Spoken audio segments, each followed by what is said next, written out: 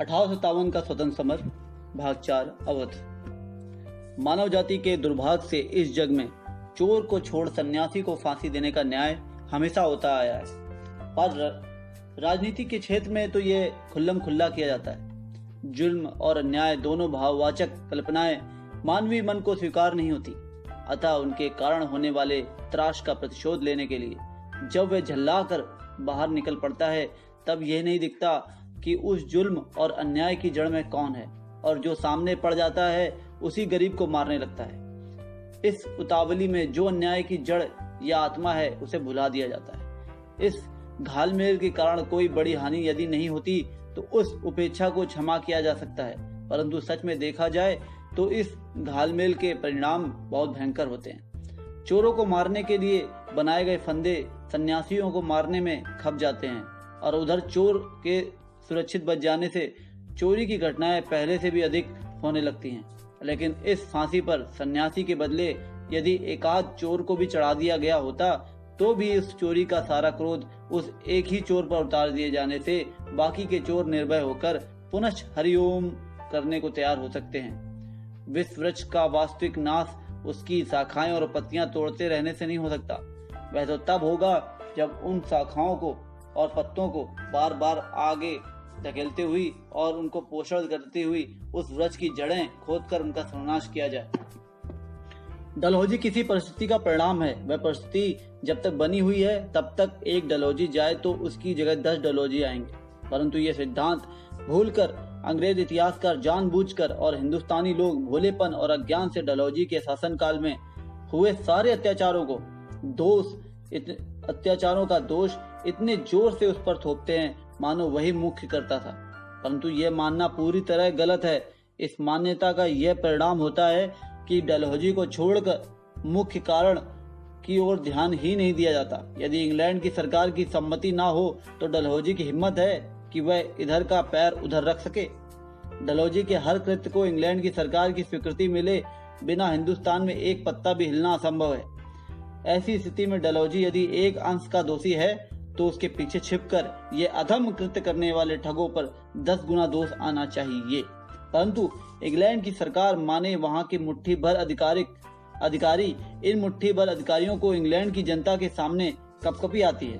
अंग्रेज जनता की अनिच्छा हो तो इन अधिकारियों को एक क्षण भी अपने अधिकार संभाले रहना संभव ना हो। ऐसी परिस्थिति में ये अधिकारी भी डलहौजी के पापी कृत्यों को मान्यता क्यों देते थे? वह इसलिए कि उनके सारे कृत्य सारी अंग्रेजी जनता को पसंद थे। इस तरह देखें तो इंग्लैंड नामक पूरा राष्ट्र ही इस अन्याय और अत्याचार का दोषी है। साम्राज्य के रक्त की चटक लग जाने से पूरा राष्ट्र ही क्रूर निर्दयी बन गया है। जब सारा इंग्लैंड मधुमक्खी का छत्ता है तो डलहौजी नामक एक मधुमक्खी पर सारा गुस्सा उतारने से क्या लाभ?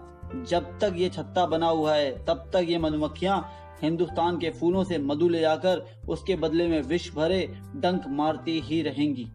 उस छत्ते को सीने से चिपकाए रखें और उसमें से मधु लेने के लिए आने वाली मधुमक्खियों को गाली गलौज करें कि ये डंक बहुत मारती हैं, तो इसमें कोई तुक नहीं।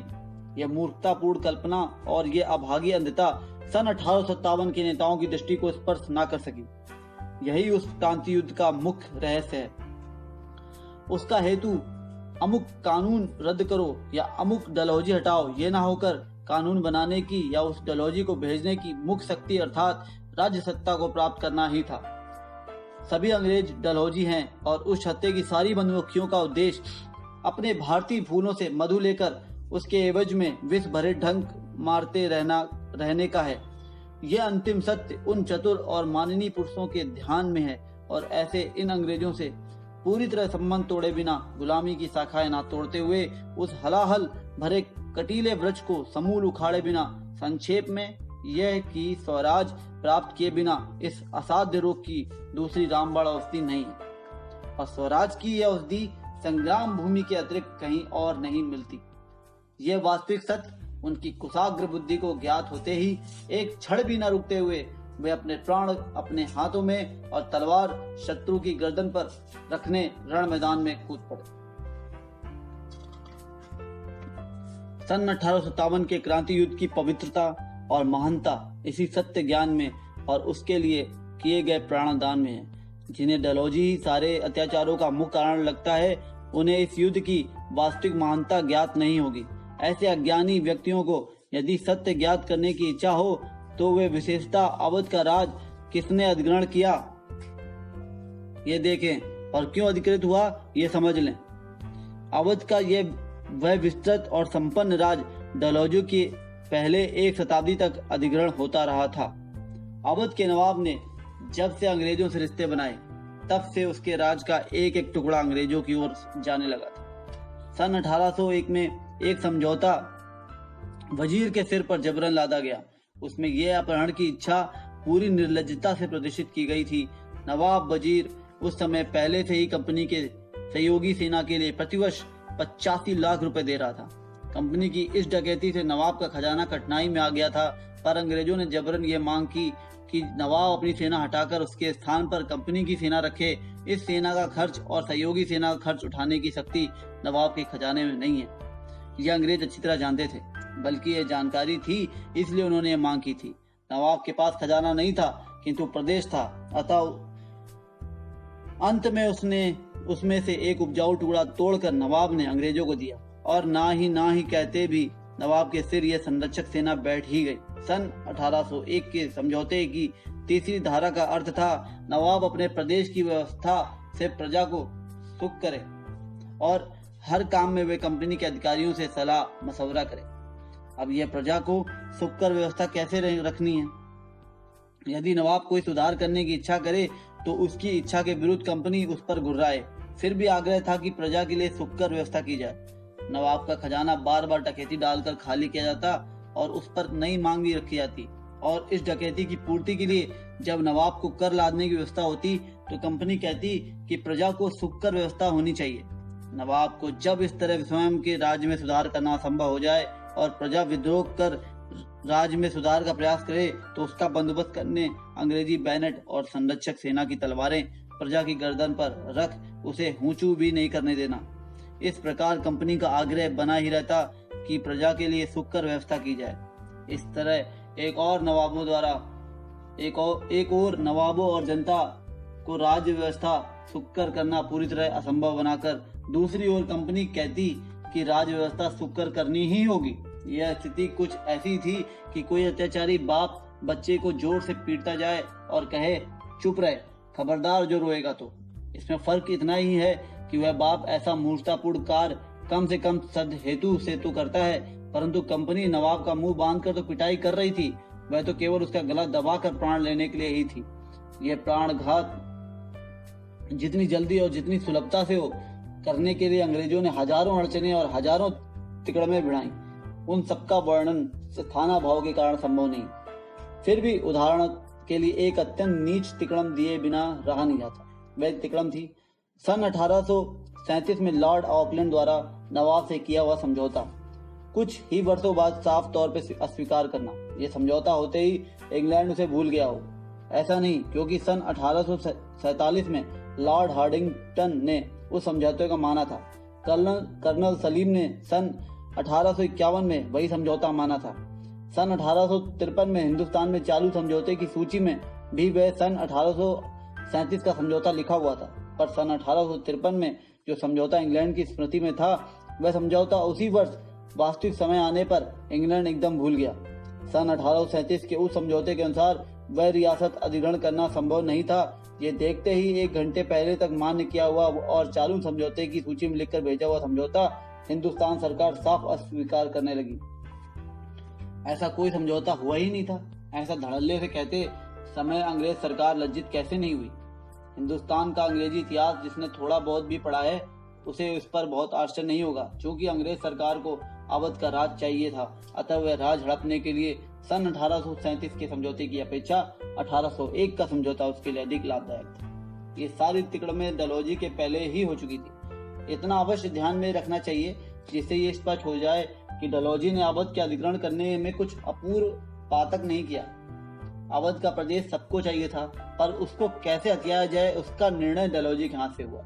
पंजाब की तरह या ब्रह्मदेश की तरह उस पर चढ़ाई कर उसे जीता नहीं जा सकता था, क्योंकि वहां के लोगों ने कभी ब्रिटिशों से झगड़ा नहीं किया था। नवाब ने उनसे कभी प्रेम से व्यवहार नहीं किया, ऐसा आरोप लगाना भी संभव नहीं था, क्योंकि आज तक हर कठिन अवसर पर नवाब ने अंग्रेजों की सहायता की थी। जब अंग्रेजों की जेब में पैसा नहीं था तब नवाब ने उन्हें पैसा दिया, और जब बड़ी बड़ी लड़ाइयों में अंग्रेजों के पास खाने को कुछ नहीं था तब उन्हें अनाज भिजवाया। नागपुर की तरह वहाँ कोई वारिस नहीं है, ऐसी शिकायत नहीं थी, क्योंकि राजमहल औरत संतति से भरा हुआ था। वहाँ झांसी की तरह दत्तक का भी कोई बखेड़ा नहीं था, क्योंकि वर्तमान राजा दिवंगत राजा का औरस पुत्र था और राज्य पर शासनारूढ़ था। इस तरह लखनऊ के इस नवाब ने उपर्युक्त अपराधों में से एक भी अपराध नहीं किया था। यद्यपि ये सारे अपराध नवाब ने नहीं किए थे, फिर भी उस मूर्ख के हाथों एक बड़ा प्रमाद हो ही गया। वह प्रमाद यह कि नवाब के राज का प्रदेश बहुत ही उपजाऊ और सुंदर और धनी था। यह उसका अपराध अंग्रेजों के बहुत पहले से ही ध्यान में आया था। अवध के सुंदर प्रदेश का वर्णन करते हुए अंग्रेजी ब्लू बुक की सुकोमल भाषा में भी कविता फूट पड़ी है। इस सुंदर प्रदेश में कहीं कहीं 20 तो कहीं कहीं 10 फीट पर ही भरपूर जल भंडार है। सारा प्रदेश हरे भरे खेतों से भरा हुआ है। अमराई की छाया से शीतल बांस के ऊंचे ऊंचे वन अपने सिर ठाट और शान से उठाए हुए हैं। इमली की घनी छाया, नारंगी की गंध, अंजीर के वृक्षों की विचित्रता और पुष्पराग का परिमल आदि सारी प्रकृति की अवर्णनीय सुंदरता फैली हुई है। ऐसा यह प्रदेश अपने कब्जे में रखने का प्रचंड अपराध अवध के नवाब ने किया। इसलिए 1849 में डलहौजी ने उसे गद्दी से पर से उठाकर फेंक देने का आदेश दे दिया। माफ करिएगा, 1859 में। इस आदेश को समस्त अंग्रेजों की अनुमति और सहयोग मिलने से अवध एक झटके में अधिग्रहित कर ली गई। कारण यह बताया गया कि नवाब अपने राज में सुधार नहीं कर रहा था। ओहो, ईसा मसीह भी सुधारता के आगे नतमस्तक हो जाएं।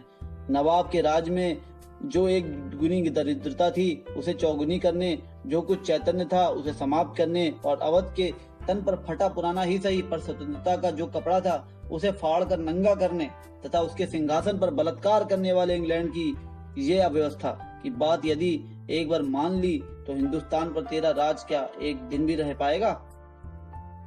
आज चीन में अफीम की लत है, अफगानिस्तान में अत्याचार है, बहुत क्या तेरे पैर के नीचे स्थित रसिया में अंधाधुंधी